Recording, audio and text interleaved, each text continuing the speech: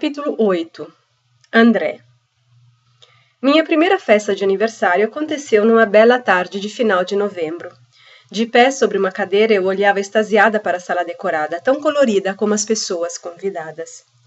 Do alto das grandes realizações do primeiro ano de vida, dei as boas-vindas ao grande bolo branco que minha mãe trouxe e colocou em cima da mesa, bem na minha frente. Uma única velinha solitária estava acesa. Começaram todos a cantar e bater palmas. Uma atmosfera cheia de alegria preenchia a sala. Minha mãe, que a gravidez havia tornado esférica, ria batendo as palmas. A sua melhor amiga com os filhos a acompanhavam. Vovó Lourdes sorria com seus lábios finos e também batia palmas. Tudo era perfeito. Um excelente primeiro ano estava se completando. O amor de minha mãe havia suavizado minha preocupação com relação ao intruso que se escondia debaixo de sua pele. E de qualquer jeito, eu passava boa parte do dia experimentando meus poderes de criança entusiasmada e andante, e por isso podia conceder ao desconhecido em sua barriga uma folga, mas nem sempre. A desconfortável sensação da barriga dura de minha mãe contra meu corpo alcançou seu cume na noite em que passamos no ônibus indo para São Paulo. Meu pai havia deixado a cidade para trabalho. Sabendo que minha avó, que no dia seguinte iria tomar o café da manhã, minha mãe improvisou uma viagem fuga. Sem a presença do filho, vovó se sentia ainda mais autorizada a se intrometer na forma como a nora cuidava da neta. Cansada disso, minha mãe resolveu partir imediatamente e sem avisar.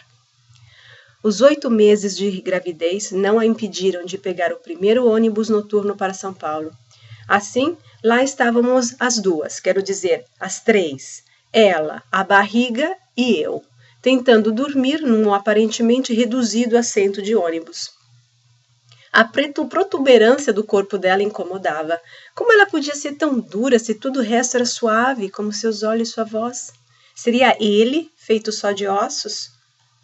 Quando na manhã seguinte, vovó Lourdes bateu à nossa porta, ficou surpresa ao ver que ninguém atendia. Foi então perguntar à vizinha o que era de nós, e esta lhe respondeu que tínhamos ido a São Paulo. Conta-se que ela exclamou, aquela italiana, e voltou para casa de nariz empinado. O final da viagem nos levou direto para a casa dos meus avós maternos, no final da ladeira da rua Vanderlei. Foi uma bela compensação à ingrata jornada de ônibus. A atmosfera cheirosa e ativa da casa nos consolou. O nono estava de braços abertos a nos esperar. Havia um certo magnetismo entre eu e ele.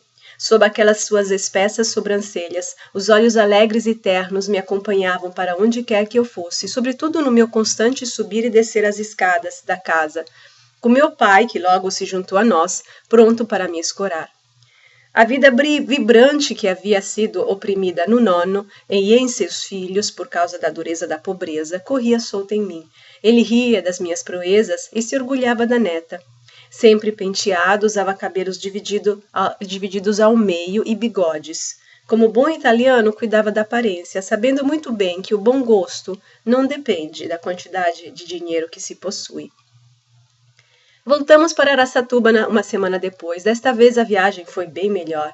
A disposição de espírito de todos alegrou o caminho e o colo do meu pai salvou-me da dureza da barriga da minha mãe.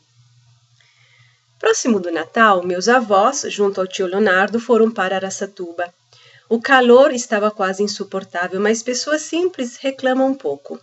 Eles ajudaram minha mãe como puderam. A barriga dela já estava enorme. Na vigília do Ano Novo, ela foi ao salão e voltou bem penteada e com contrações. Os fogos de artifício começavam a encher o ar de sons e o céu de luz. Ouvia-se música em toda a esquina, pessoas dançavam e se divertiam em boates e nas ruas onde as bandas tocavam. Perto da meia-noite, minha mãe sentiu que estava na hora de ir à maternidade e ela e meu pai se apressaram para o hospital. No pique da animação geral, meu irmão André abria silenciosamente caminho para ingressar neste mundo. Ao chegar lá, o desapontamento começou. Um médico de confiança estava comemorando o Réveillon e um colega desconhecido o substituiu. Minha mãe não gostou nem um pouco. Sentiu-se irritada quando este a examinou. A maternidade Santa Teresinha estava quase vazia e parecia que ela tinha sido abandonada. A grande festa acontecendo do lado de fora era distante e desinteressante comparado àquilo que o nascimento de seu segundo filho significava para ela. Deitada na cama, minha mãe se sentiu só. Entre uma dolorosa contração e outra, meu pai prestava atenção na corrida de São Silvestre, que ele ouvia pelo pequeno rádio. As horas foram passando e a noite se afundando. Finalmente, às 4:30 da manhã, ela foi levada à sala-parto. Desta vez o parto foi mais fácil, ela estava menos assustada. Meia hora mais tarde, após as costumeiras intervenções médicas, André nasceu e foi mostrado a ela.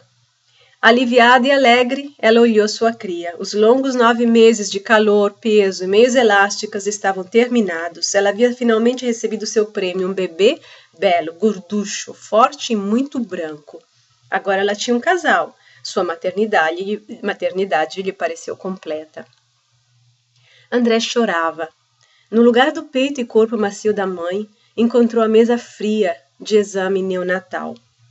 Não sendo ouvido, ele gritou mais forte e, finalmente, fez xixi, o que divertiu as enfermeiras, que logo esticaram as mãos sob a fonte de líquido amarelado, acreditando que isso desse sorte para o ano que estava começando.